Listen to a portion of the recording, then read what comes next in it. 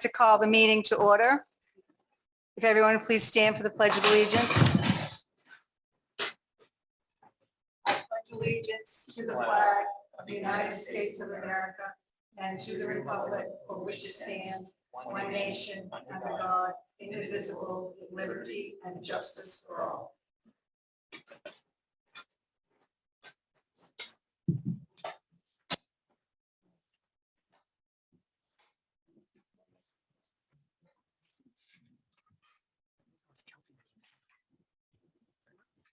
Good evening, everyone, and thank you for coming tonight. This business meeting is being held both in person and virtually through Zoom in compliance with RSU 38 policy BED, remote participation in school board meetings. This meeting is being recorded and will be posted on the maranacook.org YouTube channel. All right. So I'm going to do, first off, I'm going to do attendance to see who's here and who may be online. Once we know who's in attendance, then we can make the decision if votes will be roll call or if it'll just be a show of hands based on who's here. So if I can get board members to say here when you hear your name called. David G. Here. Jade Parker, I know Jade just walked in. Annie. Here. Dane. Here. Tyler, I think is online. I'm on Zoom, yes, hi. On Zoom, excellent. Thank you, Tyler. Christine. Here. Kathy. Here. Patty. Here. Rebecca is absent today. Betty. Here. Sean. Yeah. Kelty is also just walking in. David T is absent today, or is he online? Sometimes he's online. No, okay. Esme is absent. She let us know she would be here. And Eric. Here. Thank you. So all votes will be done through roll call vote because we do have somebody online. So just so the audience knows. Okay, thank you, Jay. So the first thing on the agenda, well, actually it's the third thing, but it's the first thing, most important thing, is our student representatives from the middle school and the high school. So we'd like to welcome Lila Gurney from grade 8 Royal Team at the middle school and Taylor O'Donoghue, grade 8 from the Moose Team. So if you guys want to go right up, you girls want to go right up to the podium, see where the podium is right there, right in front of your principal.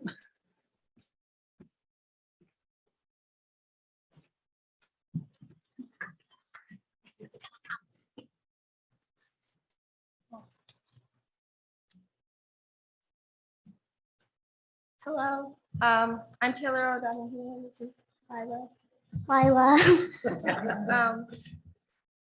We have a couple notes from each team and some things that they've been doing on team. Moxie Falls, which is our new team, is in the middle of Maine history and learning about just how Maine came to be. Acadia is working mostly on space, and they're planning a trip to the UNIC Institute for learning about astronomy. On Royal, we have been learning about a lot of things. One of our classes is connections with Miss Satterfield, and we've been learning about body systems and what they do and how we do it. And in one of our other classes on Royal with Miss Gilbert, we have been learning about animals in their habitats and like native man animals and how they classify.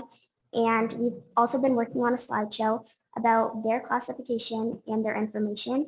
And our another class on team is with Miss Ryder, and we've been also learning about different types of body systems. We've been doing labs and different exercises to see what systems and structures in our body are used when we do those different types of things.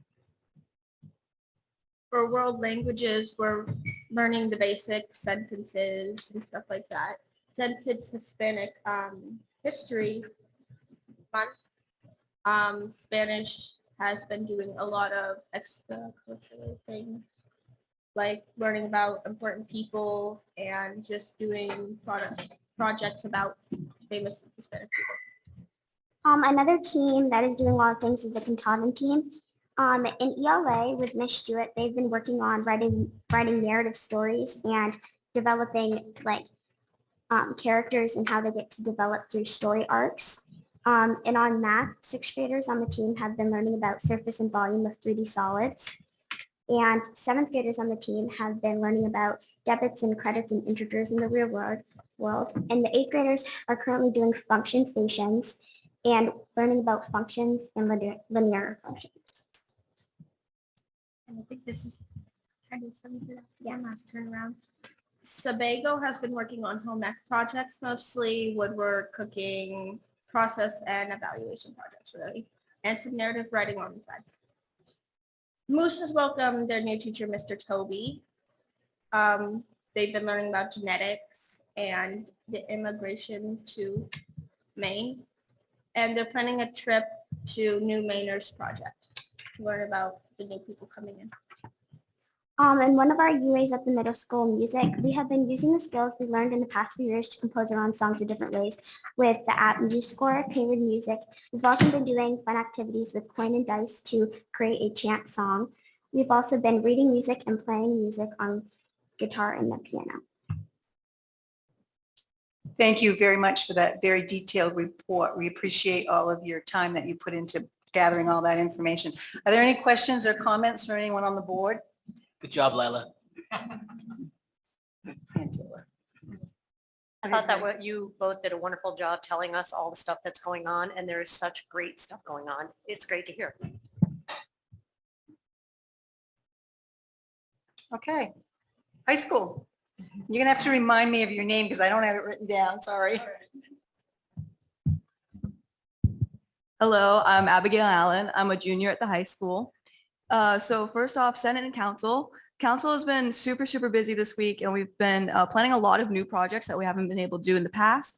Our first committee is School Spirit, which has probably been the most impacted lately. They just finished up the pep rally that had happened this last Friday to set off for this week's Spirit Week. And there were a handful of games during that and a staff versus student game. And then this week has also been the Homecoming Spirit Week, and each day has been a different themed dress-up day. And they've also planned the Homecoming Dance, which is happening this Saturday night. Outreach has been working on Make a Difference Week, which should be hosted at the end of the month. And this week is used to gain different kinds of goods to donate. Student Wellness is working on quite a few different things. The first thing they're working on are Bear Cave t-shirts for when we have home games. They have decided on a design and a company to work with. They're working on honor roll cards where we're going to be reaching out to local businesses to see if they'd offer a small discount for students who have hit the honor roll. And the thought is to make that kind of a punch card type of deal. Also, their most important project this month is Suicide Prevention Month, where they're raising awareness and making pins and ribbons. And lastly, Student Voice are working on decorating the stands for this Friday's homecoming football game, since this theme is a pink out. They've also been consistent in updating the weekly chalkboard that has this week's events. And they also finished the Senate board that represents all members that are a part of Senate. They're going to be working on a monthly student-led assemblies that represent students' school-wide accomplishments or anything else that are going on in the school. For our extracurriculars, boys soccer lost their game last night, and their next game is this Tuesday. Right now, their record is 6-3-2. Girls soccer won their game last night, and their next game is also next Tuesday, and their record is 9-0-1. Cross country has a race coming up at Mount Blue on the 7th. Field hockey played MCI tonight, and they lost 2-0, but they recently won a game against Lincoln Academy. And lastly, football and golf. Football is facing Trape this Friday for the homecoming football game against, and their record is 3-2. Golf had qualifiers yesterday, and they qualified to go to the Class C states, which will be hosted on Saturday. And theater has started rehearsing their musical for Once Upon a Mattress, which is set to hit the stage 17th of November. So far, it's been going super smoothly, and they're pretty much fully off book for Act 1. And lastly, Student Voice hosted a club fair in the gym where clubs could be presented to get new members to sign up. There was a lot of signups, and there was even some new clubs that arose from it too as well. Thank you, Abigail. That was a really very detailed report. Interesting information that's going on at the high school. Thank you. Lots of good stuff. Any comments or questions from the board? So glad you were able to finally have a pep rally. That's great. Okay, before we go on to the next item on the agenda, I just want to remind the board about our norms. And tonight, our norms are going to be observed by Kelty, so she's going to keep an eye on how we're doing with all of our norms. And you have those in your packet if you want to just take a look at them and make sure that we're all adhering to them tonight. And I would also just like to remind everyone that our core values, which some of our norms are based on, are collaboration, family, integrity, perseverance, respect, and trust. So we try to frame all of our work that we do in those core values.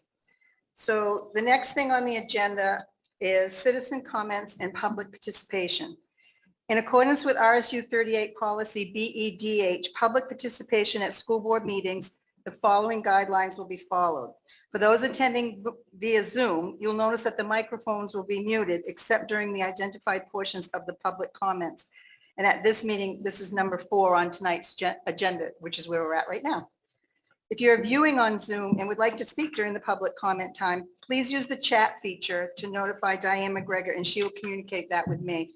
In-person speakers, please sign up on the sheet on the clipboard by the door. All speakers, please identify yourself with first and last name and the town you live in. Priority will be given to individuals who live in or pay taxes in our member communities, immediate family members of enrolled students, and employees of RSU 38. Individuals that do not have one of these direct connections to our district may or may not be given permission to speak at the discretion of the board chair. We ask that speakers limit their comments to 3 minutes, and if someone who has a similar view of yours speaks ahead of you, please reference their comment rather than repeat the same ideas again. We want to hear from all of our stakeholders and ask that you be respectful with your constructive comments to the board. I would also like to clarify how we address concerns of the public.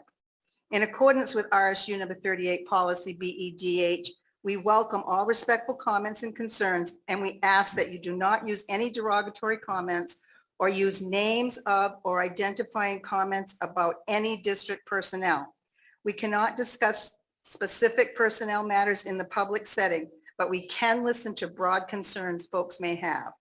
All speakers are to address the chair and direct questions or comments to particular board members only with approval of the chair. The board will hear and record comments and questions, but will not debate the matters at this meeting. Board members' question must be addressed through the chair. Following the meeting, we will take time to research and gather information on the questions that were asked. And at the next board meeting, we will follow up with information on those issues. The public is always encouraged to call the superintendent at any time with issues and concerns. And at this point, we don't have any questions that came up at our last meeting. So are there any other citizen comments for this meeting?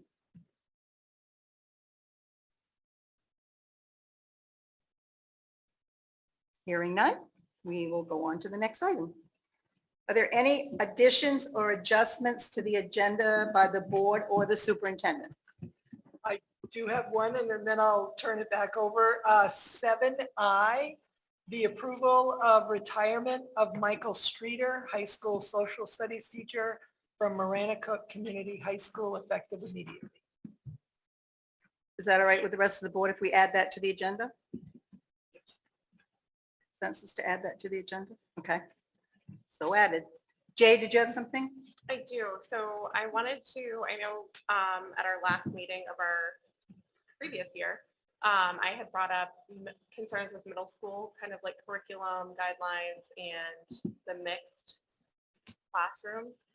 So I wanted to kind of open that discussion and start having that discussion, maybe give a couple weeks for the middle school teachers to kind of think about it, and would love to have a good, active, evidence-based discussion around it. So it gives everybody a chance to kind of research it a little bit on their own and come to the table with some thoughts, and maybe everything's great, but just have that conversation.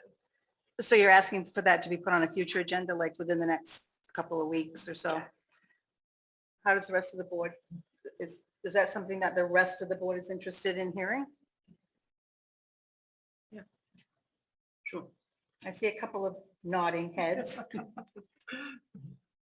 I am interested in that. I'm not exactly sure what So what would we be looking, what would you like us to look into to prepare for that conversation, I guess? Or to just be open to listening to the discussion about the curriculum? Is that, Yeah, so not many schools are actually mixed for 6th, 7th, and 8th grade. So looking at how well that actually works and oh, you mean making on the sure teens, grade, the mixed teens, grade level? yeah. Okay. What if instead of like a discussion, we have, because I've had these questions before too, if we have a middle school, sorry, staff member with the knowledge of that, maybe give us like a presentation of what it encompasses and what it basically entails and why it is beneficial. I don't know if that's. We can do whatever's the pleasure of the board. I just want to make sure it's something that the whole board wants to pursue. Didn't we discuss this at last year's meeting? Sorry. I thought we had discussed this in last spring. We discussed having a discussion. Oh, I don't think we went into any detail. I mean, I kind of like Dane's idea more. Just I'd rather have a presentation of what it entails in terms of student performance before we have a broader discussion on its efficacy.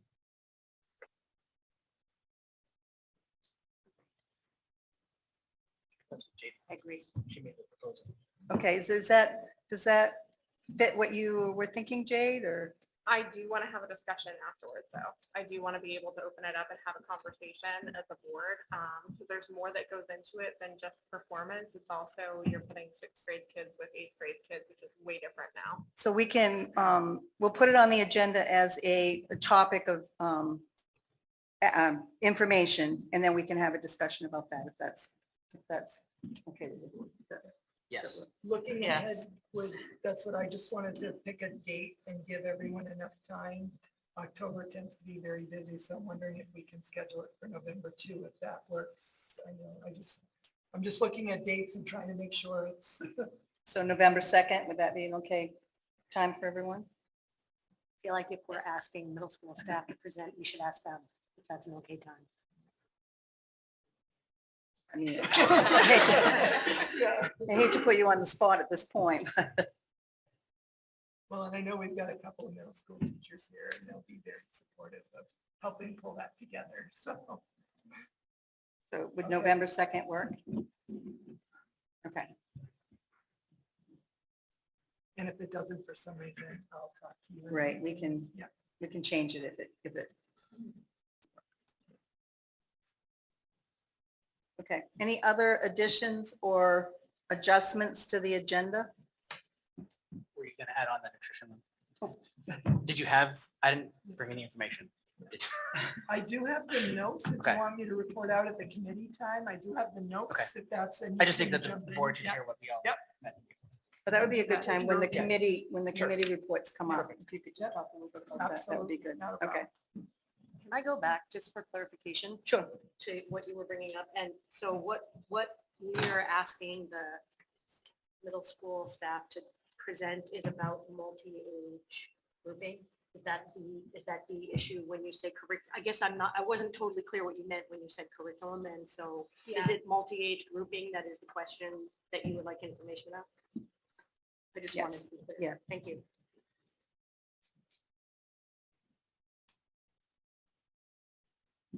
Anyone else? Okay, so next we have reports and committees, and I believe we have a celebration. We do. It's funny that we were just talking about food service. From the Maine School Nutrition Association, they let us know that we have 3 food service employees here in Maranacook that qualified for their milestone awards, meaning they have worked in school nutrition either 20, 25, 30, or 35 years. And we have 3 individuals, and they don't know this, so this is the first time I'm announcing this. So we have Lisa Whittier, 25 years of service, and she works at the middle school.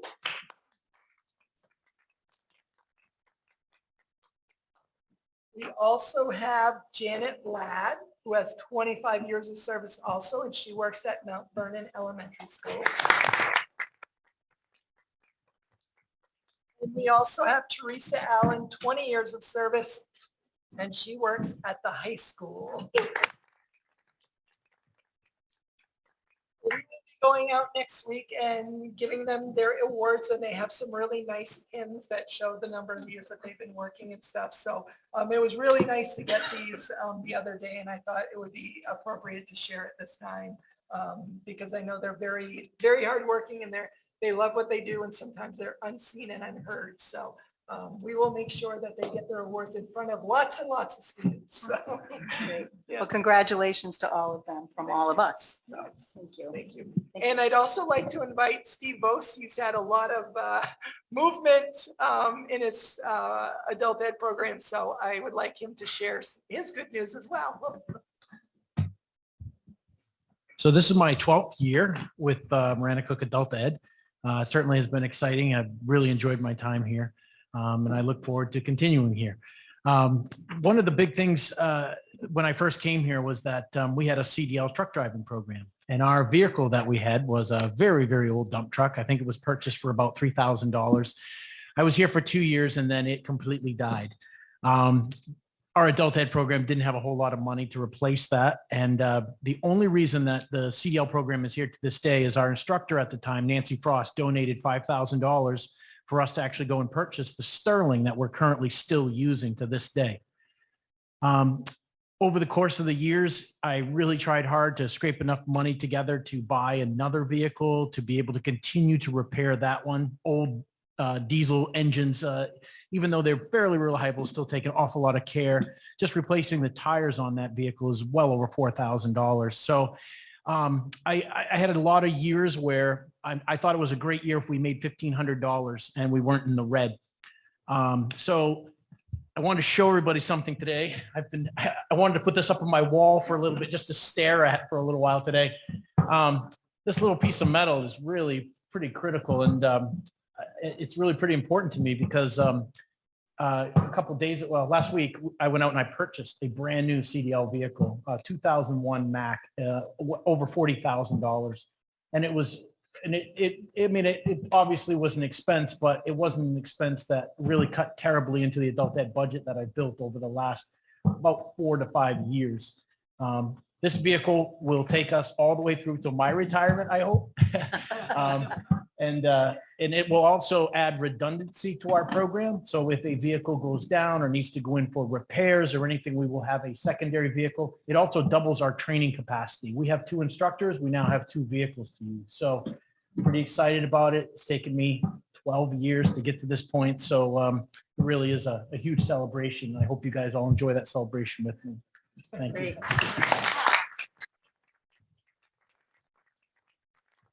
Thank you, Steve. That is a huge accomplishment. We appreciate all the work that you've put into it these past 12 years. So thank you.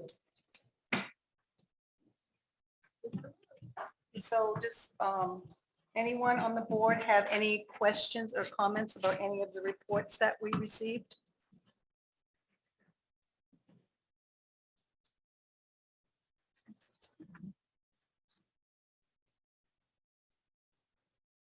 No?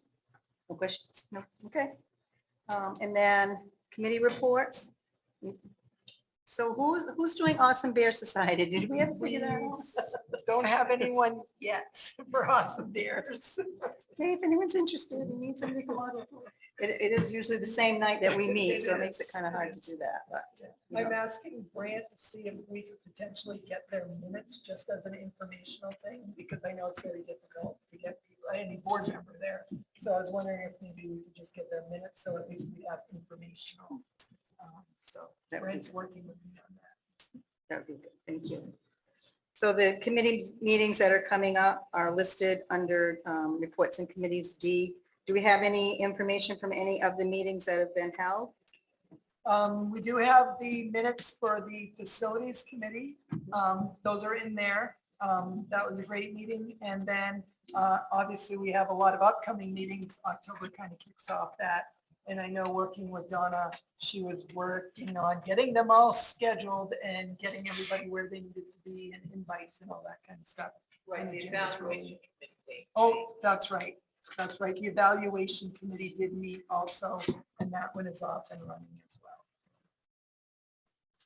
So is the, It's actually the 18. 18th. I was gonna yes. say, that's not But the that's right not date, the that's right in the, date, right, yes. okay. Not That's the the 15th. 18th. Not the 5th, it's actually the 18th, is the next one. So we've got communications coming up, and we've got curriculum and assessment, facilities, policy. Those are all coming up within the next couple of weeks, so. Okay, the ad hoc committee, we had a meeting with the food services director, and Jay, you want to talk a little bit about that? And it was, I felt like it was a really productive meeting. There was a lot of really good information that was shared.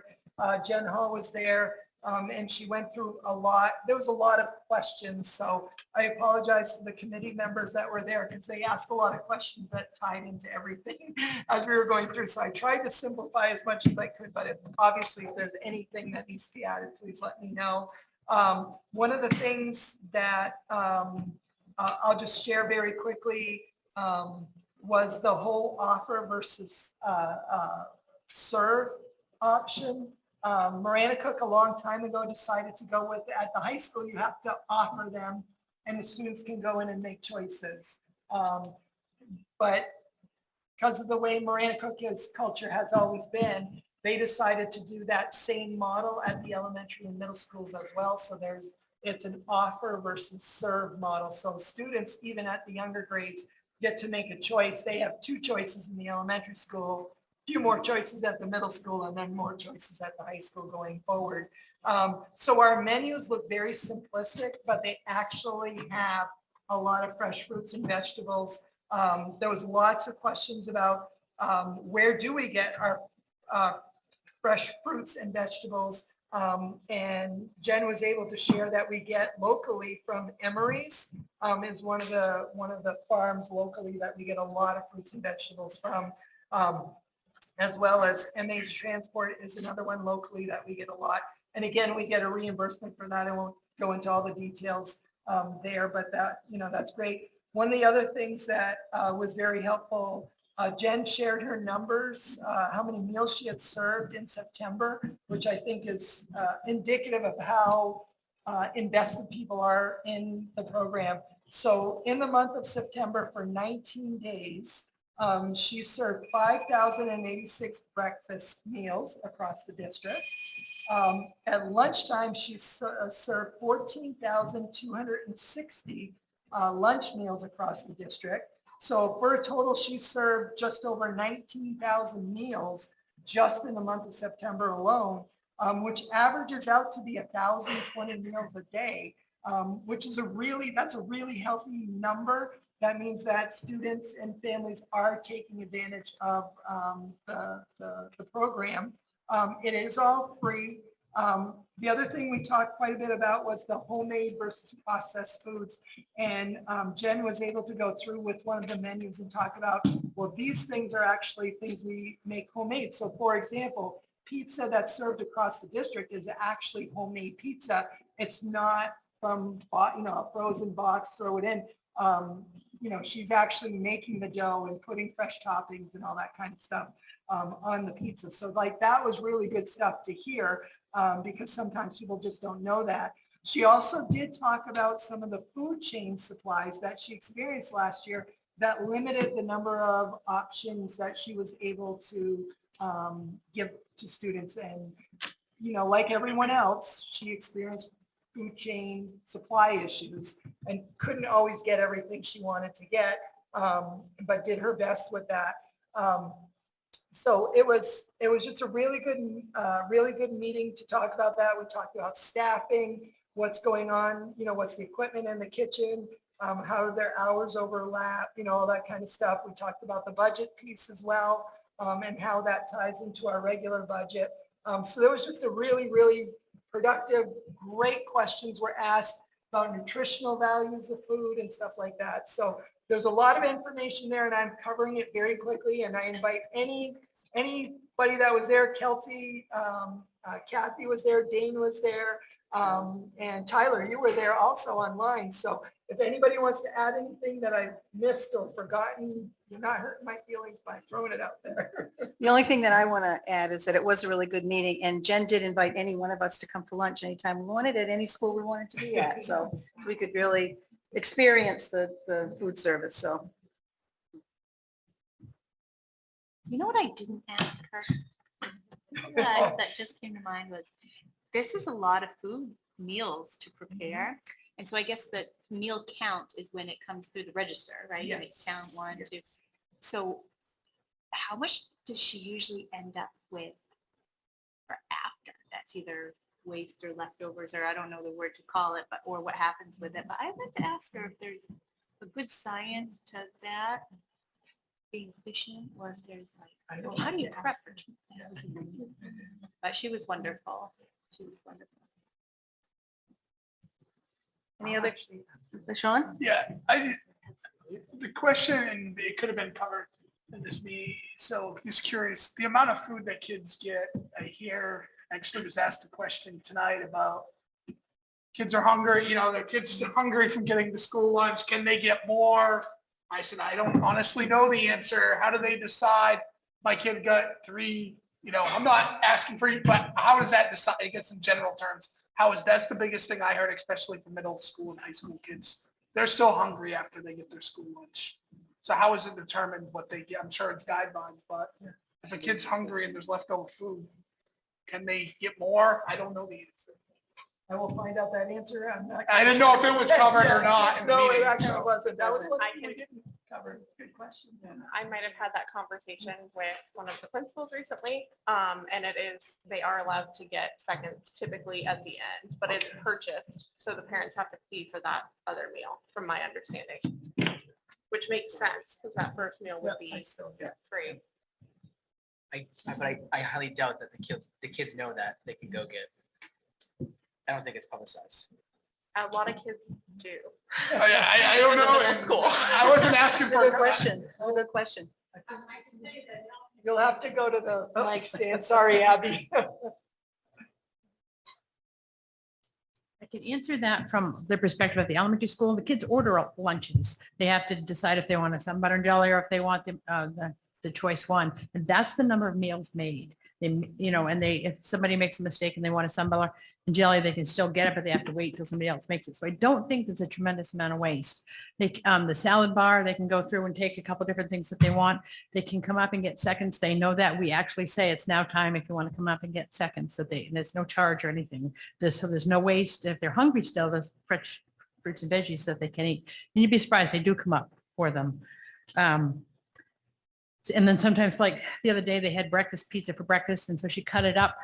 There were a few pieces left, maybe a pizza or 2 left, and she cut it up and put it on the salad bar, and they ate that at lunch as part of a choice there too. So at the elementary school, I don't think there's a ton of waste, and the kids do actually come get extra fruits and veggies. They can't get additional entrees. I think that's part of the balance of the calorie count or the nutritional count, but fresh fruits and veggies they can get. Thank you, Abby. Go ahead. Eric. I would like to add that I personally knew that it could be charged. I think most people know that you can buy some, but I don't think I've ever seen someone actually go and buy one. Usually they will get someone else who gets home lunch to get it for them. So I don't know if that is really being used all that much. Question. Just for my own edification, I suppose, are there any numbers on the percentage of students that are choosing routinely to go with the free meal as opposed to who's bringing something in, just out of curiosity? Because I would imagine the vast majority are utilizing the free meals. Makes sense. Say yes, but I don't have a percentage, but Jen can probably get us that percentage, so I will get that and get that number out to you guys.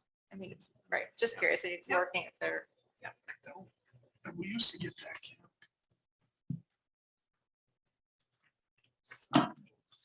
Any other questions or comments? Okay. Thank you, Jake, for that. So moving on to our action items. The first one, do I have a motion for approval of the minutes of September 21st? I motion to approve the minutes of September 21st. Second. Is there any discussion?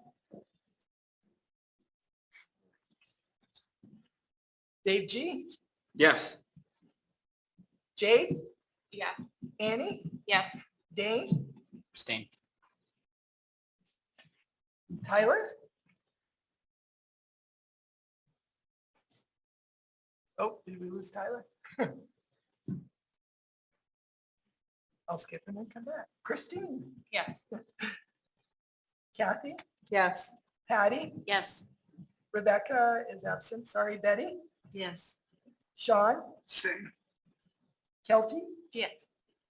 David is not here. Esme is not here. Eric, Yes. and I'm gonna go back to Tyler. Yes, sorry, I'm dealing with an esports thing. Sorry, my bad. No worries. It does pass with 2 abstentions. Okay. Do I have a motion for the acceptance of donations? Motion to accept donations? Okay. Is there any discussion? If I could just, I just want to update you all, the whited truck and equipment was 2,800, but we ended up keeping the truck 2 extra days. So that number is actually 3,200 rather than 2,800. So I just want to update that. So instead of 14 days, we actually had it 16 days all totaled. So just wanted to update that. Thank you. Any other discussion? All right. Dave G, Yes. Jade, Yes. Annie, Yes. Dane, Yes. Tyler, Yes, Christine, Yes. Kathy, Yes. Patty, Yes. Betty, Yes. Sean, Yes. Kelty, Yes. and Eric. Yes. Passes unanimously. Do I have a motion to consider the overnight trip for the middle school Acadia team to Scudic Institute? I move that we approve the overnight trip for middle school Acadia team to Scudic Institute. Second. Discussion? I know, Mr. Holman, is there anything you, I know it's your trip, so I don't know if you'd like to add anything during the discussion time. Yes, thank you. First of all, thank you for that support without right off like that. We did put the paperwork together for spring, but I think things just went along. So it's good we double checked because we thought we were already set. So that would have been embarrassing. I just do wish for the cost of everything. If we had not been incredibly successful, both with grant solicitation and fundraising, we wouldn't be able to do this. And just concerned that the events that have often been really meaningful to kids that we do are becoming more and more difficult to pull off between just inflation of all things, and most particularly transportation and food somewhat. And the second trip we hope to do shortly, we're really not sure what we have to do because the cost of transporting ourselves versus district is just several $1,000s more than we have pulled together. And that's just more than our car washes and pies can pull together. So appreciate the support, and just want to express that I hope we can find some creative ways to help make it so teams can pull this sort of thing off more often. Thanks. Thank you, Dan. Any other discussion or questions? I would just like to say that I'm thrilled that you're doing this, and I really appreciate all the effort that you've put into these trips for these kids, because I think they're really important. So thank you. I agree. Thank you so much for the effort. Dave G, Yes. Jade, Yes. Annie, Yes. Dane, Yes.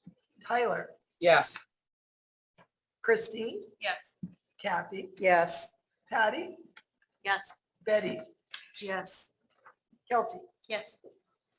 and Eric. Yes. Passes unanimously. You skip. Oh, I skipped Sean. I'm so sorry, Sean. Yes. That was unanimous. Okay, I gotta say, don't tell my daughter. My daughter Oh. was questioning me on why her team doesn't get to do it overnight, so don't tell her about this. I'll tell You can believe that, Mrs. Severson. Okay, do I have a motion for consideration of an overnight trip by the Royal team in April to Shawanki Foundation? I move that we approve the overnight trip for the Royal team at the middle school in April to Chewonki Foundation. Any discussion? This sounds awesome. It is awesome. Is that? Guess we're good. All right. Dave G. Yes. Jade, Yes. Annie, Yes. Dane, Yes. Tyler, Yes. Christine, Yes. Kathy, Yes. Patty, Yes. Betty, Yes. Sean, Yes. Kelsey, Yes. and Eric. Yes. And again, passes unanimously. Do I have a motion for consideration of the out-of-country trip for grades 8 and 9 in the spring of 2024 to Puerto Rico? Motion to consider the out-of-country trip, grades 8 and 9, spring 2024 to Puerto Rico. Second.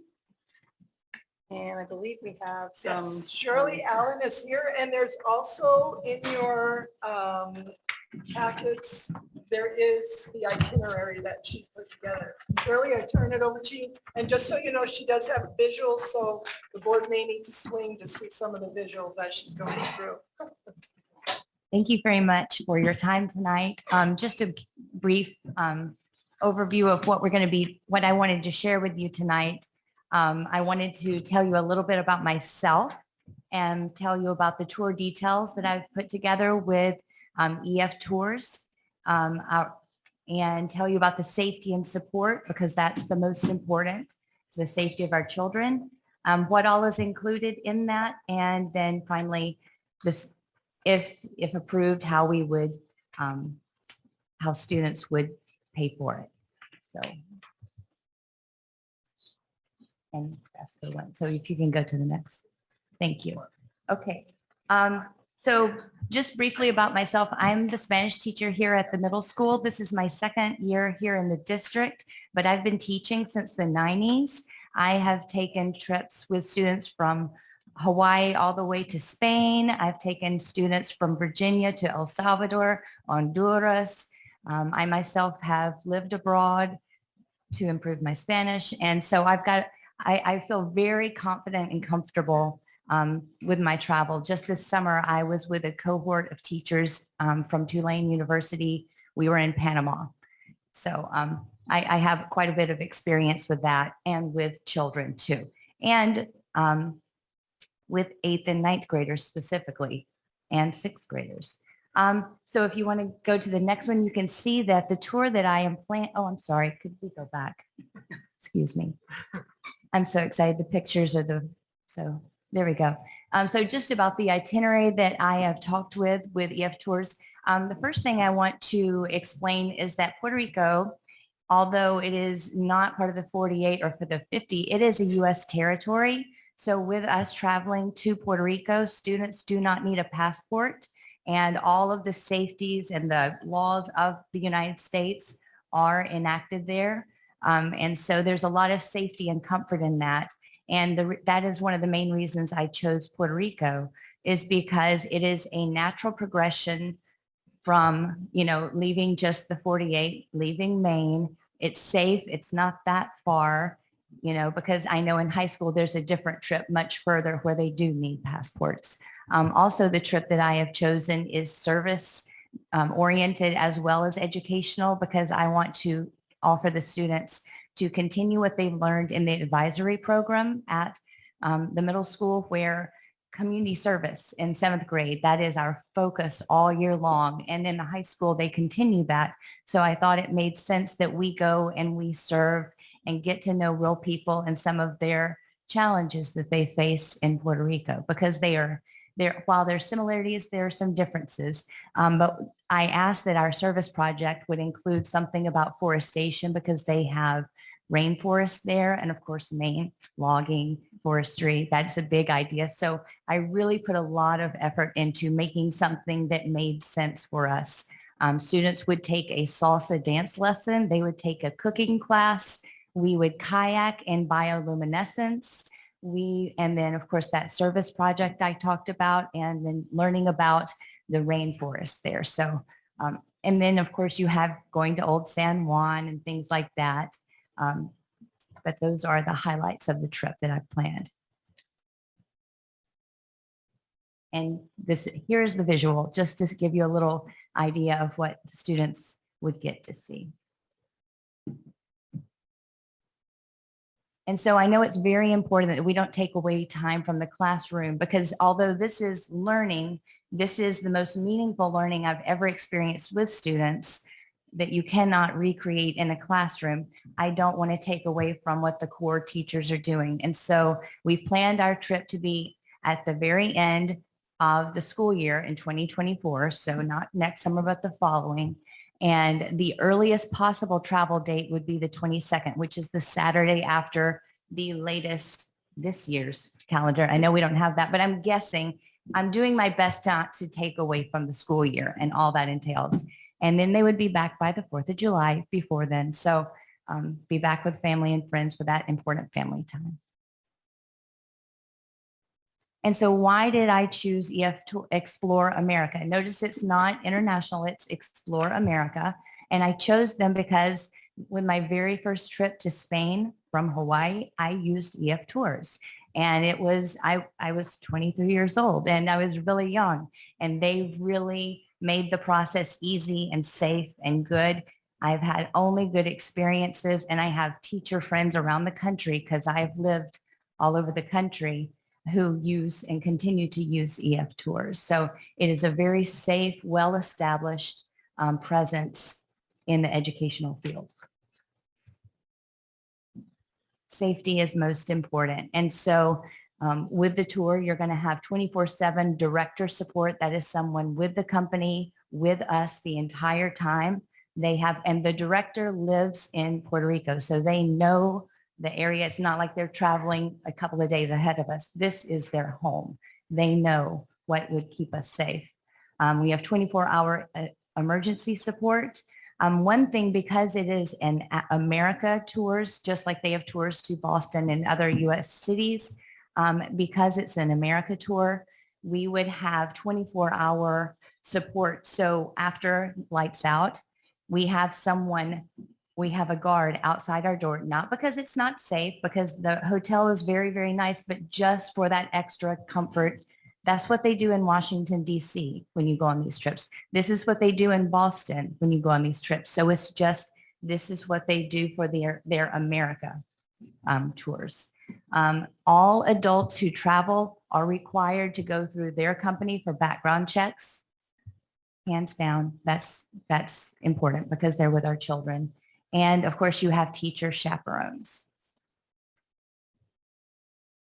They have a lot, because they are such an established company, they have a lot of traveler supports in place, and they do offer scholarships, because I am not about being exclusive. I want any student whose family wants and whose student is interested in, I want to support them. And I have traveled with students who personally did not have the means, but between fundraising efforts I've done with them and community support, it can happen. And I am committed to the time and effort it takes to fundraise for anyone who wants to go, because that is my heart. I want every child who's able to go and not be precluded from doing that because of financial reasons. So some of the supports they do, they will create a personalized page, you know, the GoFundMe, but they have an educational page where they can do that. So, you know, as parents and families and the school board finds it, if it's appropriate, then they can fundraise electronically and really gather a lot of personal support to take their trip. Protection plans. Of course, you invest that much money and that much time and that much educational studies, because I always kind of require a little bit of work before you get there. I am a teacher. But there's got to be protections in place. And so with every tour, there are all of the travel protections you see right here. You can do an additional protection, but everything pretty much is included in the regular travel protection plan. Just so you know, I've already had 2 phone conversations and many email exchanges with the representatives. So I really am working and asking questions. So any questions you come up with tonight, I am happy to address and work with if I don't know the answers. Okay, everything that's included, all 3 meals the entire time you're gone are included because I heard how important food was. Food is very important, right? And we're talking about 8th and 9th graders. Oh my goodness. My kids are just beyond that age. I live that life. So what's included is your airfare and all of your transportation, that full-time tour guide, all of our hotel accommodations. And they gave me some ideas of, well, it might be a hotel like this. So I'm Googling it. I'm looking. The hotels are very nice. So it would be a nice place to stay. A good industry-leading student to chaperone ratio. So just so you know, this says breakfast and dinner daily, but I just wanted us to get on the tour and show up and note they don't have to pay for anything. There are no tips. If a child makes it to the tour, they don't have to have anything unless they want to buy souvenirs. So every meal, every tip, every tour, everything you're going to do, every salsa lesson and kayaking trip, it's all included. The learning guides, the local guides, the 24-hour assistance. So any problem that could arise, that's all included. Illness and accident coverage, the travel support team, and there's that personal giving page again, because from my first tours in the 90s, that wasn't a thing back then. Okay, and so here's the price. And because we are planning so far ahead of time, they can do, families, whoever can do, you can pay it all at once. You can, and this is individual student price. A monthly payment you can make for 19 installments of 166, or you can pay biweekly $83. So there are lots of options, and I like, originally I had hoped to do it next summer, but then I reconsidered because I want to make it possible for more people because I want more kids to be able to go. And I feel like a monthly payment of 166, you know, if we put our heads together and work hard and mow lawns and do all those things that you do, we can pull it off for the kids.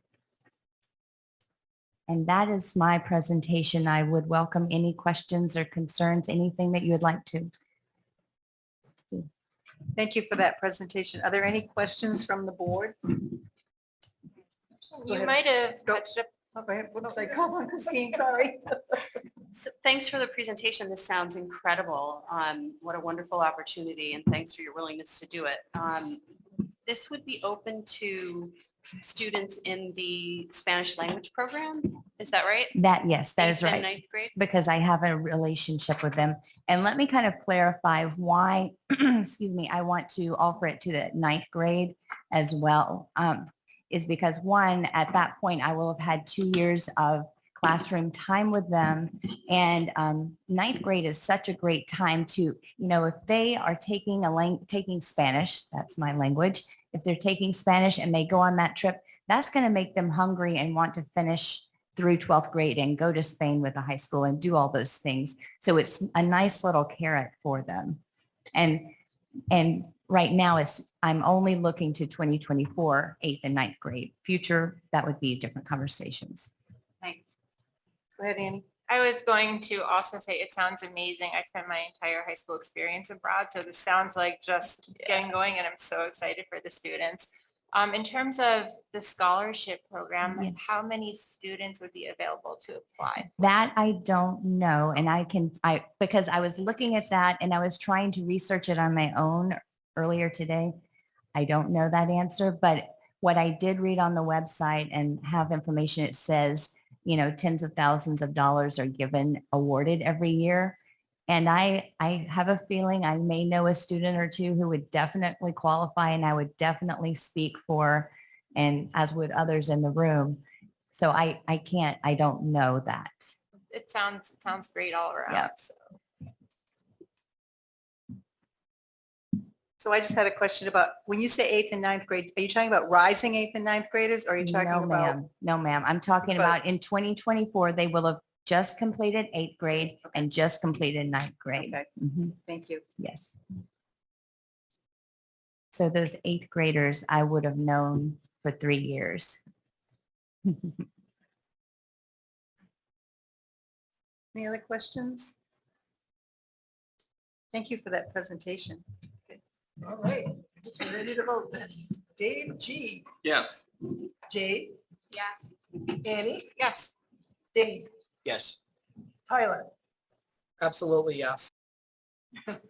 Christine, Yes. Kathy, Yes. Patty, Yes. Betty. Yes. Sean, Yes. Kelty. Yes. And Eric. Yes. Passes again unanimously. Okay.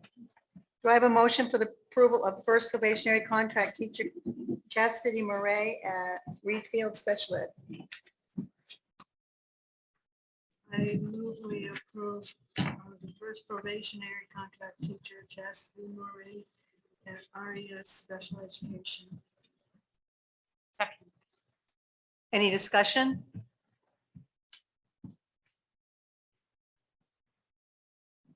Okay. Dave, Yes. Jade, Yes. Annie, Yes. Dane, Yes. Tyler, Yes. Christine, Yes.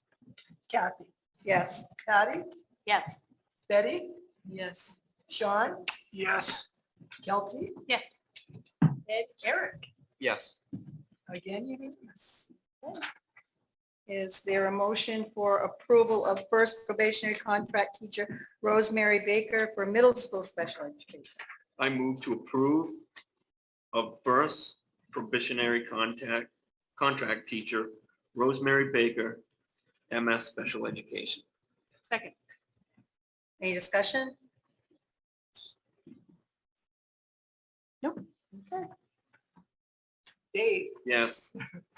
Jade, Yes. Annie, Yes. Dane, Yes. Tyler, Yes. Christine, Yes. Kathy, Yes.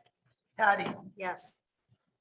Betty, Yes. Sean, Yes. Kelty, Yes. and Eric. Yes. So again, unanimous. Okay.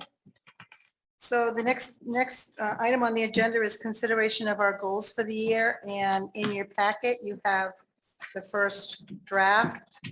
Oh, wait a minute, sorry. I gotta go back because I forgot our. Do I have a motion for the approval to accept? Isn't that Mike Streeter's retirement? Sorry, I forgot that we added that. We added it after. Wasn't that Oh, I? we added it after, right. Afterwards. Okay. Yep, you're good. So do we want to do that? Which one we want to do first? Let's do it in order. Sorry about that. I thought we forgot that. Let's go back to the board goals.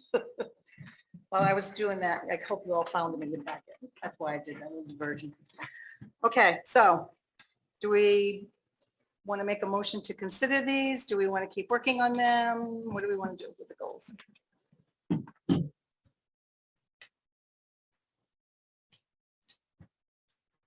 Guess we move to consideration of the 2022-2023 RSU 38 board goals. So is there discussion now? So I just want to point out that there's the purple ink is some suggestions that I had from some board members, and I just wanted to run them by all of you before we voted on them.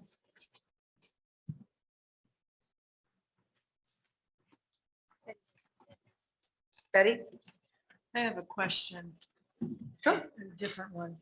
On the second goal, is there a way to, since the goal is to provide a unique professional culture that attracts and maintains dynamic staff, I was wondering if in the survey, if we would be able to break out staff from everyone else that takes that survey, so that we would get a true figure of staff culture and the results from staff. Right. So if you look at the indicators of success, Right. where it says by the end of the school year, 90% of the current staff, you want to break that down further? Is that what you're saying? No, by June 2023, the results of the survey provided to all stakeholders, Oh, okay. I see where you are. Okay. which is the same goal, same indicator of success as the first one. So can we break out by all those stakeholders to staff? Because I assume that survey will be going out to parents and to staff and to, I think that's what we talked about, everybody that, so when we do, like if we say we did Survey Monkey, there's always a place for people to indicate, you know, are they teachers, are they staff, are they parents, are they students? So that could do that, but you want that, can it break it out to I think so. Yeah, generally, I mean, generally any survey tool Yeah. you use, Survey Monkey, doesn't matter. You Right, can break it out, you just ask the question and then right. all these people answer it. And it just kind of can break it out to who said, you know, what group of people said what, but we can be more specific in that indicator if you want.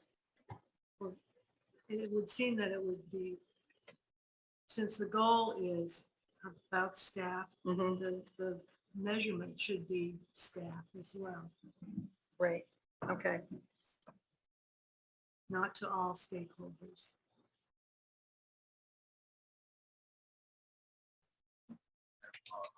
So Betty, sorry, may I ask a question?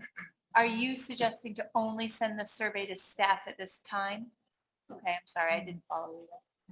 I'm kind of assuming that it would be the same survey for the first goal, but if you can break it out into subgroups so that we would get a true measure of how staff are feeling.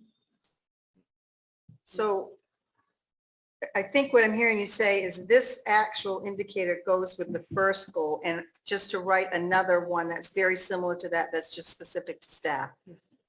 Okay, I think if that's what you're saying, we can do that. If it's okay with everyone. All right, so this would be first.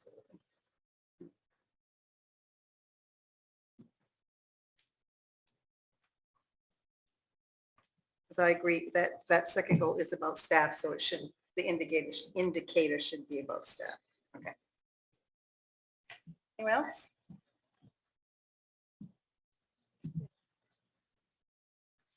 So there was this suggestion about a participation goal. I'm not sure really what to do with that. So I guess in my mind, if you only have 20% of people take the survey, how good of a survey really is it? So I think we need to have a goal that balances. There should be something in there, you know, with expected 60% participation or 70% participation for it to even be something valid for us to look at. You only get 5% people responding, which might happen. I mean, I kind of disagree with that logic. I think given the state of morale, I think whatever information we can get from this survey, especially once it's sent to a broader community, I think is data valuable irregardless. I mean, no matter what we do, we're going to get the most vocal people within the district responding to it. So I mean, we just have to temper and understand that that's what the data is saying when we analyze it. Healthy? Tyler, I agree, and I think that people who will want to do it will do it no matter what. But is it unethical to, people are reward driven to say, if you complete the survey, you'll be in the drawing for a $50 gift card and somebody will win, and that might encourage participation. But I hope people will participate. But you're right, Tyler. If people don't want it, they don't. And it could be 5%, but we'll take what we can get. But please do it. Yeah.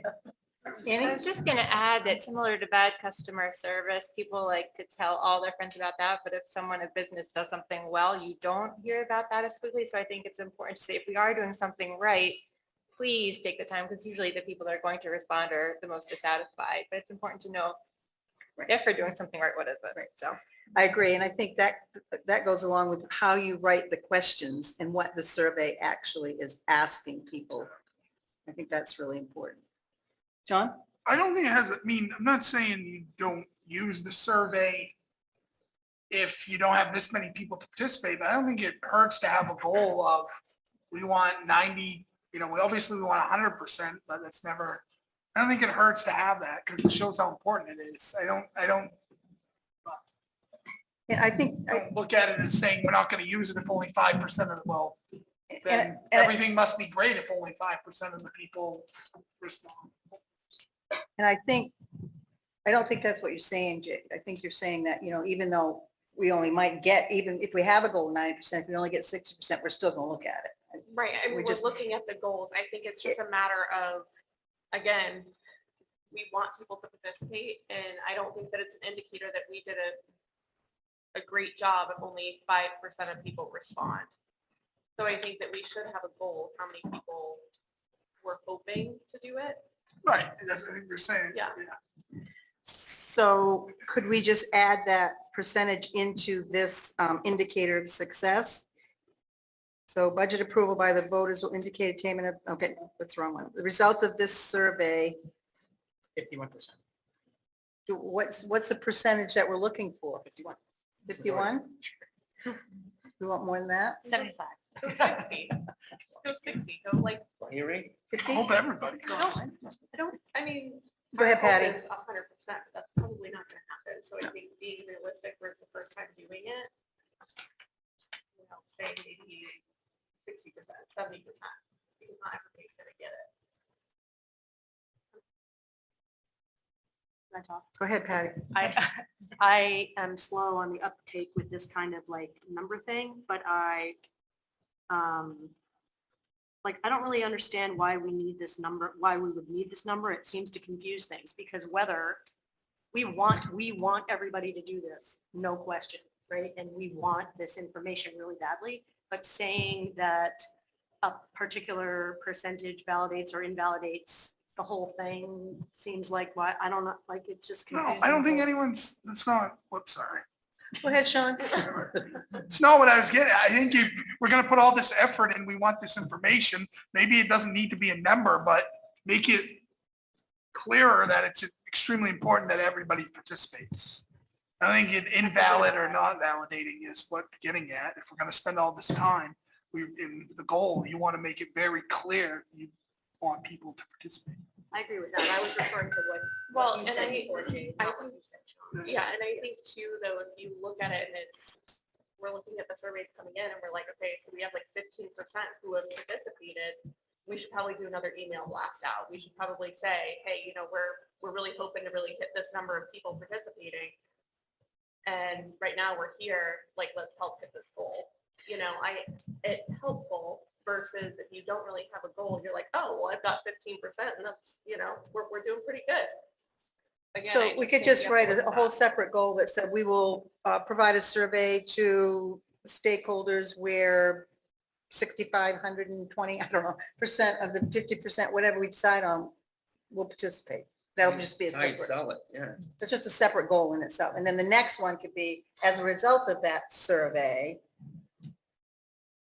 85, we'll see an 85% satisfaction rate as a result of that. So it's like 3 indicators instead of 2.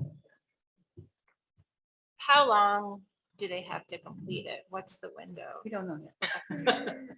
I don't know. Communication committee? Yeah, communication Hope you're committee. taking notes, 'cause we got a lot to talk about. I think that's something that we'll definitely have to decide.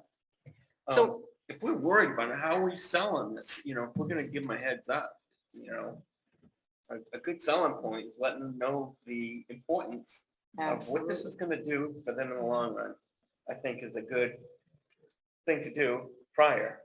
And I think you're gonna find your numbers going up if they know what this means. I think that's a great idea. So before the survey goes out, we should keep, putting it out there. You're going to be getting a survey. It's really Yes. important to us. We're going to use the information to improve our. We won't So stop there's till you no do it. We won't surprise. stop until we. It's not, it's not, it's We're not gonna a keep surprise. getting it. Yeah, it's not a surprise. They know it's coming. Right. Prepare So- for it. And, So what percentage do we want as our goal of participation? 100. Yeah. That's our goal. Our goal is That's our 100%. 65 is realistic. Is there any, 65? 64. I just, I like 100%. Yes. We all That's want our 100%. goal. I That is just our worry goal. that if we don't say 100%, I people are going to think, I it's agree. only 65%. They'll get their 65 elsewhere. I Right. agree. So Yeah, maybe we should just go with 100. Yeah. 100%. It's Knowing our we're goal. not going to get It's our goal. We might Isn't not that reach it, but. Manifest it, dream big. Yeah. I don't even want to put the lesser numbers out there for the psychological Right, workings well, to that's what I was just happen. thinking. Let's 100% all in. Let's do this. Mandatory. We can't say I this don't survey know. is required. That's how important it is to us. We want Yeah. 100% participation. That's our goal. Is that okay with everyone? Yes. Okay. I will rewrite this and send it out again. This was good though, Kathy. Good job. Well, thank you for all the input that you have. So the motion on the floor is to consider the goals as I presented them. So we don't want them. What was the last We- question? Oh, the purple. Oh, I'm sorry. So I'll do the same thing with the participation for the second goal. And then do we want to add something about improved trust and communication? There is something about actively implement strategies to improve communication with all stakeholders. But do we want to add something about improved trust? Whose question was that? That was Jade. was You your- just point me out. You're like, What was I your- wasn't sure I wanted to put you on the spot, but. No, it was definitely mine, and I think I sent you a little bit of about it behind it, but there was the part about communication, but I don't know if we should add trust in there too, because I think there's a lot of broken trust in our community towards our board throughout our facilities in general. So I think working on trust is super important to try to build staff morale, and everything else kind of comes hand in hand with it, the communication and everything else, so.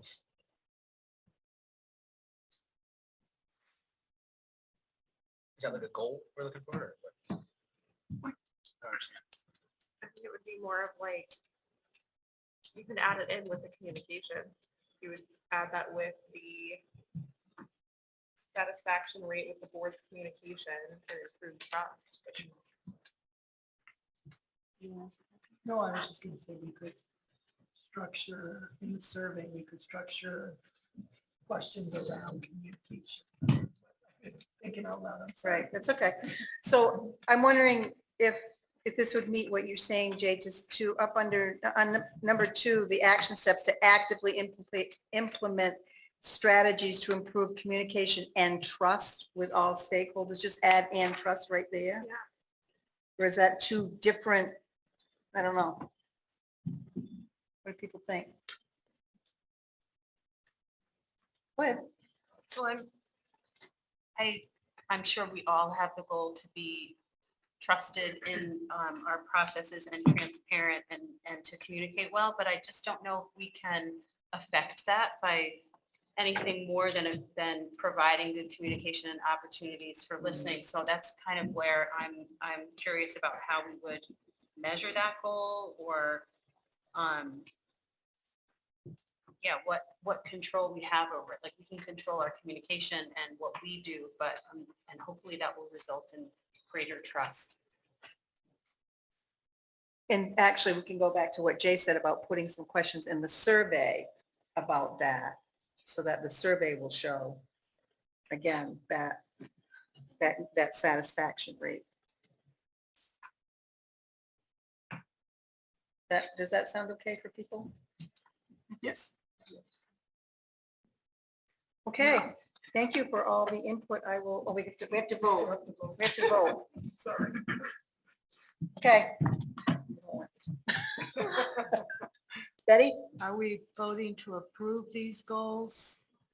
We're, Or- we're we're voting to approve, I think, unless someone wants to make amendment, what I originally had, not the changes.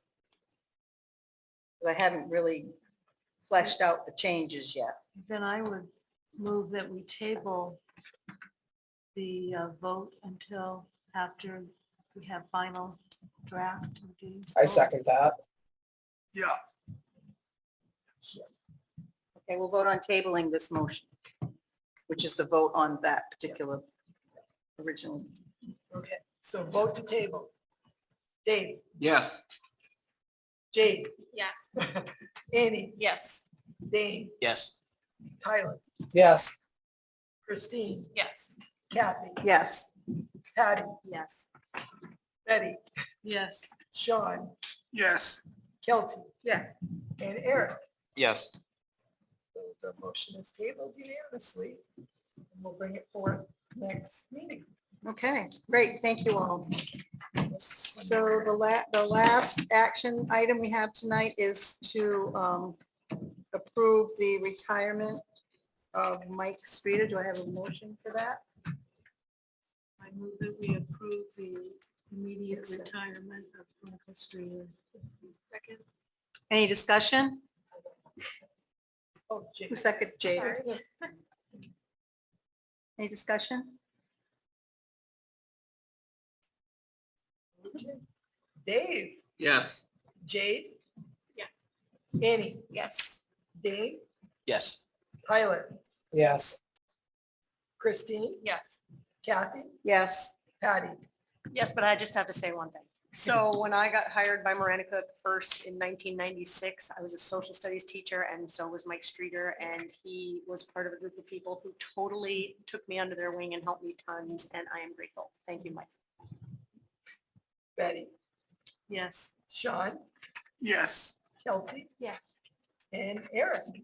Yes. Accepted unanimously. Last 2 days. Wow. No, I was just FYI, so. Okay, so now we are moving on to the resolutions for the delegate assembly. So what we need to do here is Tyler is our delegate for the assembly. So thank you, Tyler, for Thank you, doing Tyler. that. No problem. We need, we need to let him know how we want him to vote at the assembly on these resolutions. So in your packet, you have the most updated version, which has some blue highlighted lines. So we just want to make sure we have the most updated. These were put together by the resolutions committee of the MSBA, and each of the regions throughout the whole state met this fall and went over all of these resolutions. And there was probably over 200 people that worked on putting these resolutions together and wordsmithing and making sure that they really said what MSBA wanted them to say. And now all of those people are taking them back to all of their boards to vote on them. And then when the delegate assembly meets, the delegate assembly will vote on all of these resolutions, and then they will be presented to the legislature as our stand on these different topics. So the first one is administration of medication. I'm not really going to read down through all these unless you want me to, because I think you can read. So let's just take a look at revisions 1, 2A, 2H, administration of medication. And if anybody has any questions, I will try to answer them. If not, we will vote on that.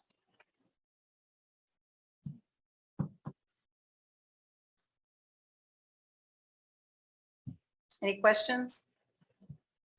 Are we ready to vote? What, Tyler? Oh, you can just. We'll just do a consensus. Yeah, that's fine with me. Okay. Okay, so that first resolution, how do we all want Tyler to vote? Okay, Tyler, can you see us? Everybody's got a thumb up. Yep. Okay, so the second one is 2A, 3D state assessments. So you can just read those and see what that So I'm just going to read this for the benefit of the audience because this might be of interest to you. The Maine School Board Association believes that the state assessments should include English language arts and literacy, math, science, and social studies and civics. Any state assessment selected or developed should be relevant, provide timely feedback to inform instruction, and not consume undue amounts of instructional time. Any questions about that one? Everybody in favor? For Tyler? Jade, you know, you're the alternate if Tyler Oh, can't. sorry. You're the alternate. I just mind you, you're the alternate if Tyler can't go, you know. Do you remember? Yes, I'm just like deep in it right now. I'm like, oh, this one looks interesting. Okay, Tyler, that's a go too. Okay. Okay, the next one is 3(2)(a)(4)(m) legislative mandates. I'm not going to read that whole one.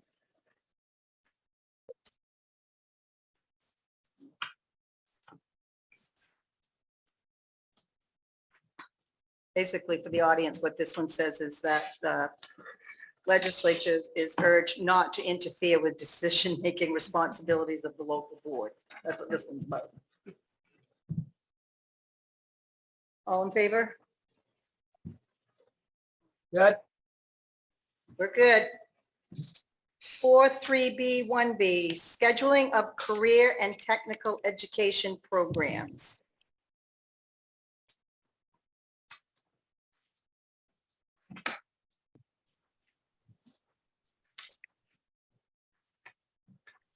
Any questions? No.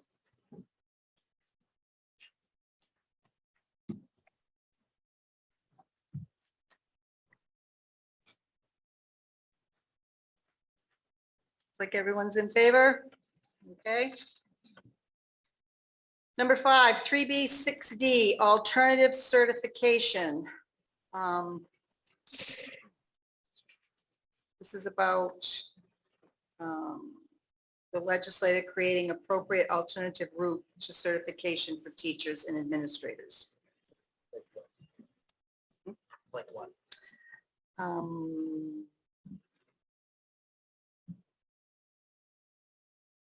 Like, I don't want to have to go with the, we want more teachers with less, Say that again.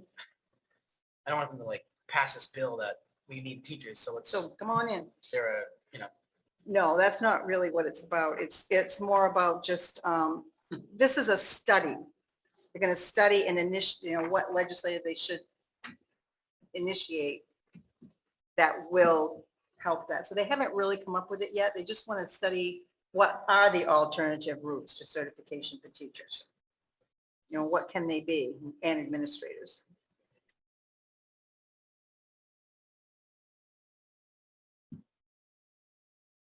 And the reason for this is because of the shortage of staff. Right.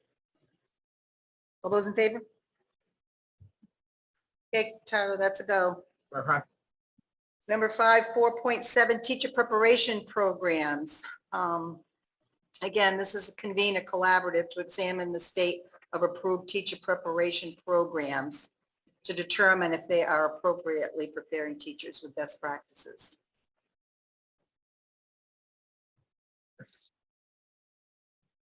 And one other thing that's been added to this one is recommending that approved teacher preparation programs include best practice training to help teachers assist in the identification of students who have behavioral health or academic issues and effective classroom management strategies. So, all those in favor? Okay, that's a go. Tyler? Yep. And So just for my records, that's a yes to everything for section B? Yes. Okay. Yes. So in section C, these are the resolutions that have, that we're recommending be deleted because they're in some other resolution. The first one's school safety and violence in schools. They want to delete that one. I guess that's the only one actually that they want to delete.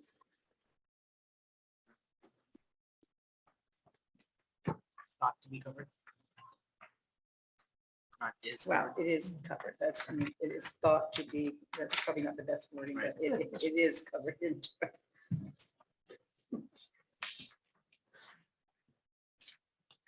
Everybody good on that one? Yep.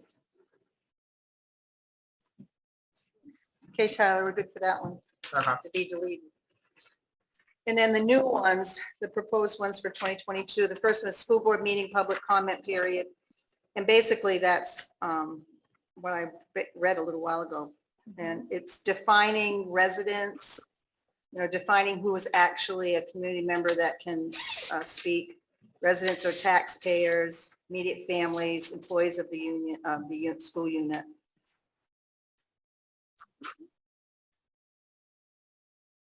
Everybody good with that? Okay, Tyler, that's a yes. Okay. And then the other new one is Individuals with Disabilities Education Act.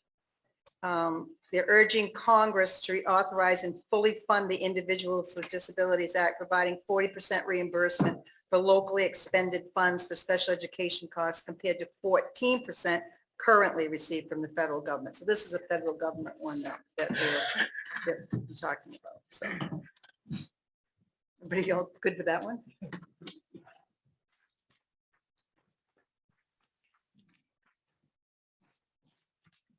And the next one is free and reduced lunch qualifications. Again, this is for the federal government. The MSBA urges Congress to define poverty level requirements for the free and reduced lunch program by utilizing area median income as used by the Department of Housing and Urban Development.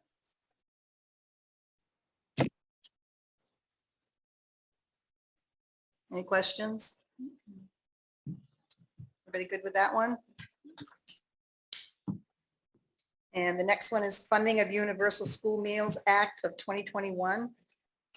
Again, this is for the federal government. The MSBA calls upon Congress to pass the Universal School Meals Program, which would amend the Child Nutrition Act of 1966 and the Richard B. Russell National School Lunch Act to make breakfasts and lunches free for all children without adversely affecting federal funding formula that we use for free and reduced lunches.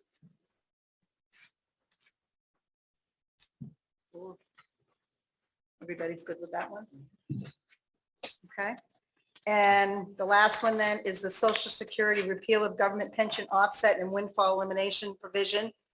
So basically what that means, if you retire as a teacher, you can't collect Social Security. They're trying to eliminate that. So that'd be nice.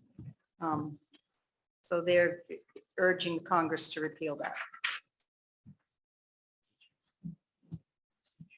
Everybody good with that? Yep. Okay. So you all set, Tyler? Yep. Okay, that was all of those. Thank you. So the delegate assembly is on October 22nd, right? The date you have, Tyler? I hope so. Because if it's the weekend after, I'm not available. This is the 22nd. And just while we're on that, if anybody wants to go to the MSBA conference, you need to get your name into Donna so that we can get registered. You can get registered for that. And that's on the, I never know, it's 26, 27, 27, 28. Oh, it's that Thursday and Friday of that week.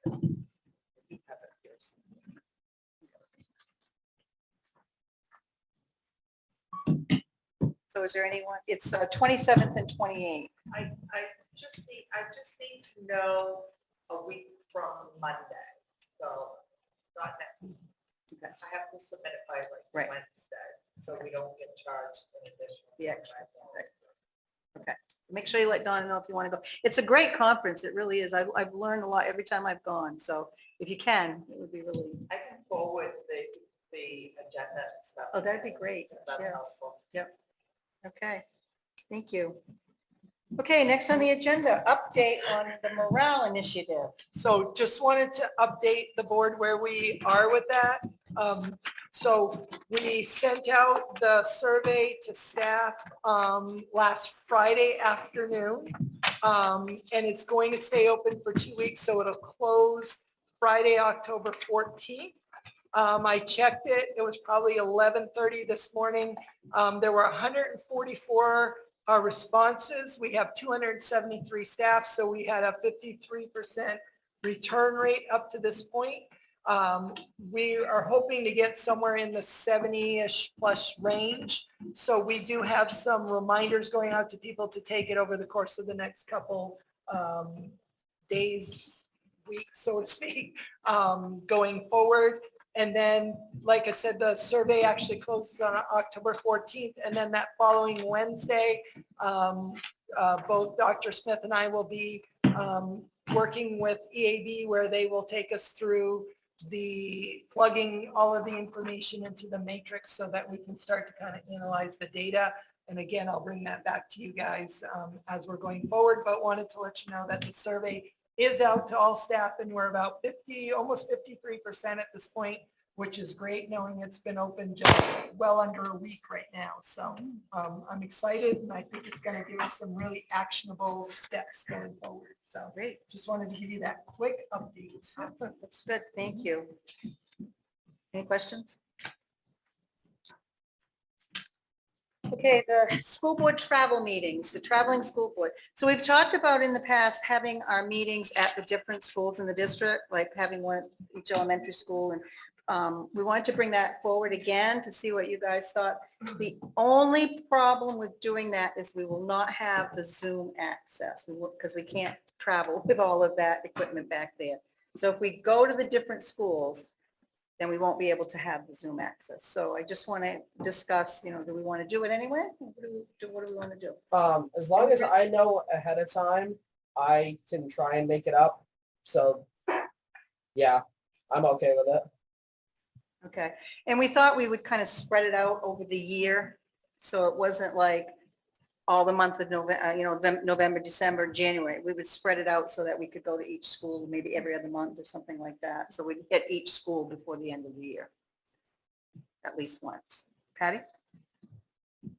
When this was done before, there was some mixed feedback about it. A lot of people thought it was really great. A lot of board members thought it was really great to go and get into schools. I thought it was really great to get into schools, but if I remember correctly, and people can help me if I'm wrong, it was not always great for the schools or the staff in the schools to receive us, and people felt like they had to prepare or do stuff. And so I don't know if I'm right about, I think I'm right about that that's how it felt for some.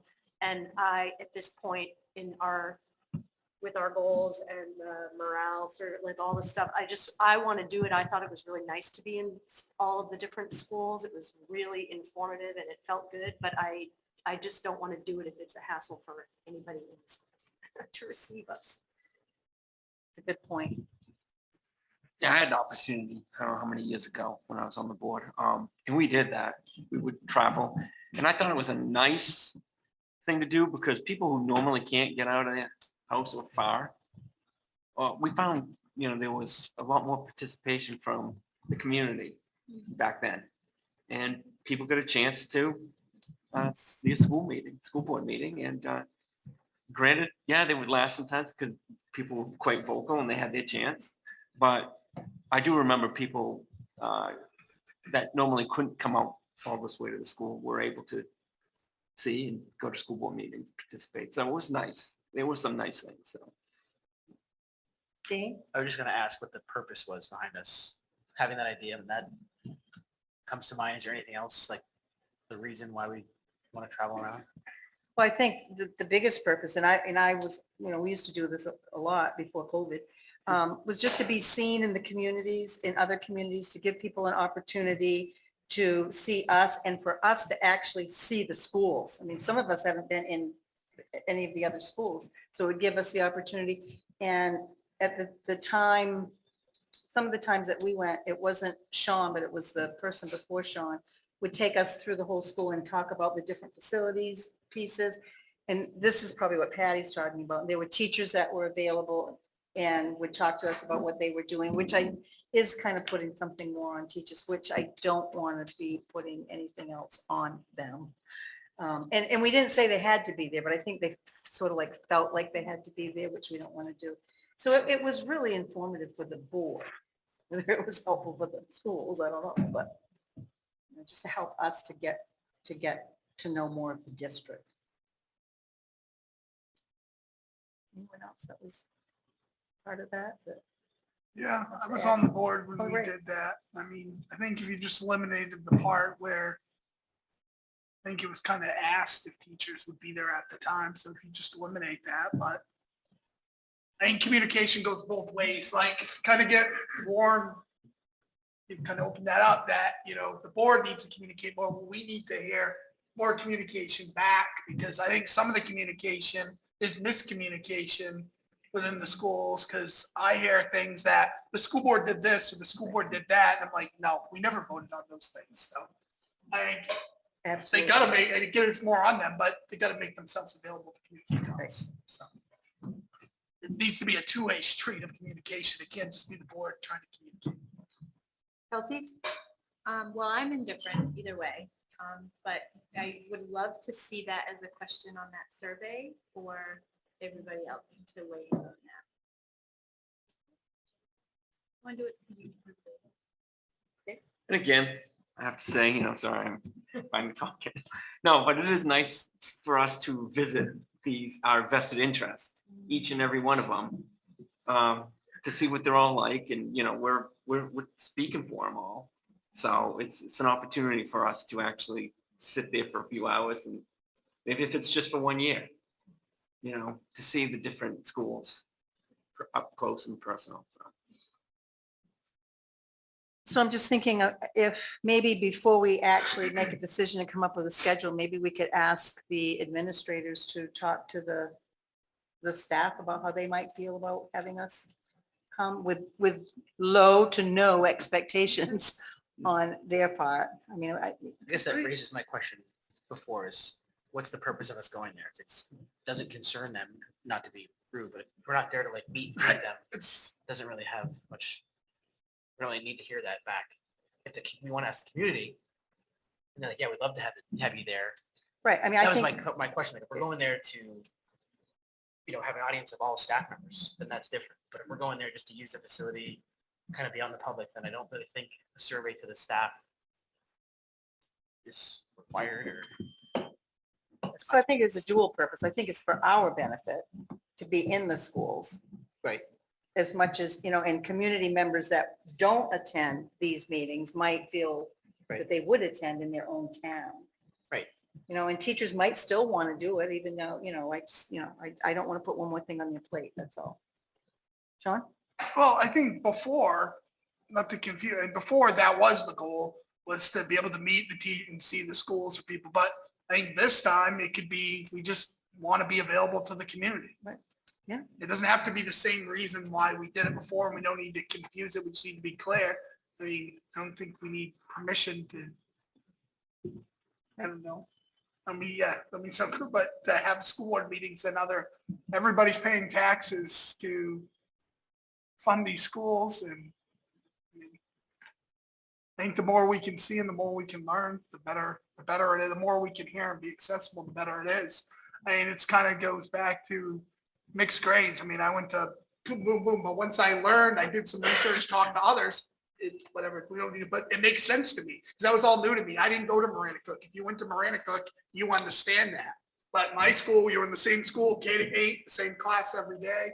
I went to the same kindergarten to 8th grade. You had one teacher and that was it. You didn't move classroom. So it's all new to me when people talk about that. But if you went to Marana Cook, they've been doing that since, I don't know when, probably since I was in school. So it's just good to get more information, to So I don't be think it visible, hurts. to the community, and let the community know that we're there to listen to them.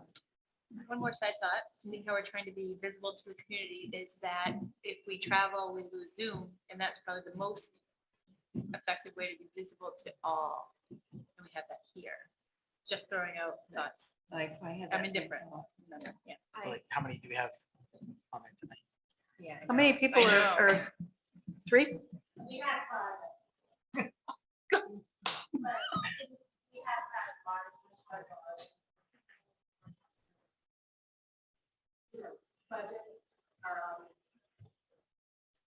I think that's a huge point. Right. I think that's a huge point because that opens up a lot more accessibility does. to a ton of people, especially people who work off shifts and things like that, who really can't be here, or who work late or don't have daycare, things like that. They have the ability to log in here versus being able to get out to the school, then are we going to be talking about something they want to discuss that night? You know, just kind of, I don't know. I don't know if that needs a big toll for that population anymore. I mean, it's been a few years now, but Zoom's here.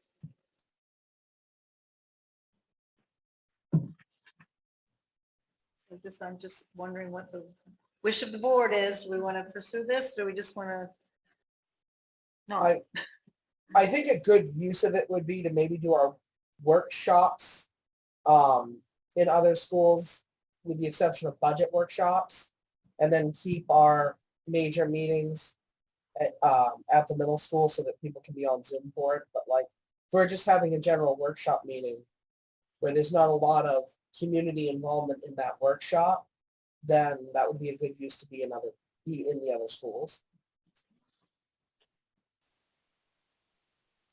Yeah, I say I'd like to see this done because like I said, you know, we all speak for all the schools, and I'd like to have everybody see a piece of the school, each one that we're speaking for and you know, working for. So, yes.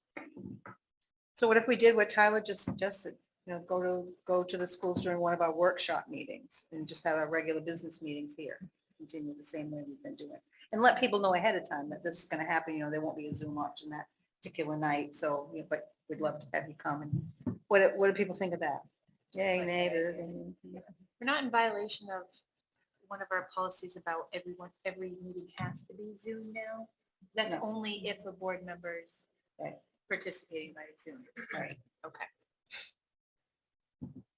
So, yay, nay, nay. Hope I don't get lost. I'm like, where were we going tonight? But okay, yeah. Sure. Indifferent.